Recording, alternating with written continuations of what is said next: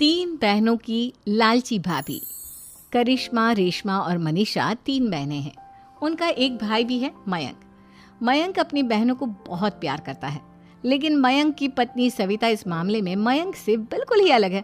वो अपनी ननदों का जितना बुरा कर सकती है उतना बुरा करती ही रहती है और अपनी ननदों पर हुक्म भी चलाती है। करिश्मा, करिश्मा, तुमने अभी तक नाश्ता नहीं बनाया? तुम्हारे भैया को ऑफिस जाने में देर हो रही है। हाँ भाभी, बस अभी बनाती हूँ। करिश्मा, तुम ये ढीलापन छोड़ दो। कल को पराये घर जाना है।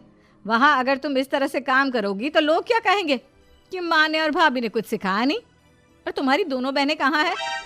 अब रेशमा मार्केट गई है और मनीषा सो रही है। क्या? सुबह के 8 बज रहे हैं और ये महारानी अभी भी सो रही है?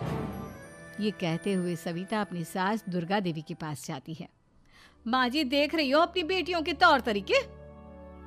क्या हुआ बहू, सुबह सुबह क्या कर दिया मेरी बेटियों ने? अरे एक तो अभी अभी उठकर किचन में गई है, दूसरी सुबह सुबह बाहर चली गई और तीसरी अभी तक सो रही है।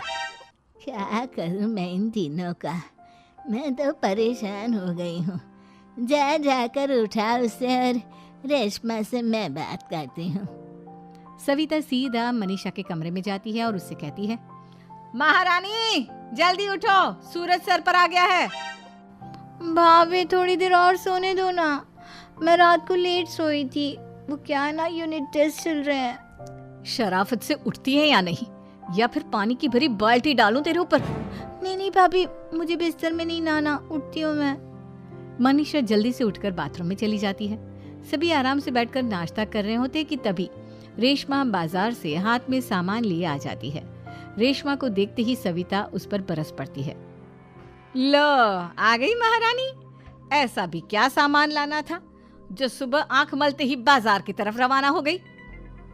भाभी, कल आप ही तो चीख रही थी कि घर का सारा सामान मुझे ही लाना पड़ता है, घर में किसी को भी किसी काम से कोई लेना देना नहीं है। अब मैं बाजार जाकर सामान ले आई तो आपको इस बात से भी तकलीफ हो रही है? देख रही हो माँ जी, अपनी बेटी की जुबान कैंची से भी तेज चलती है।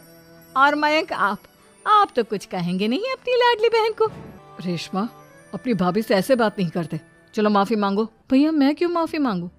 आप भाभी से बोलिए ना कि हम पर कम हुक्म चलाया करे।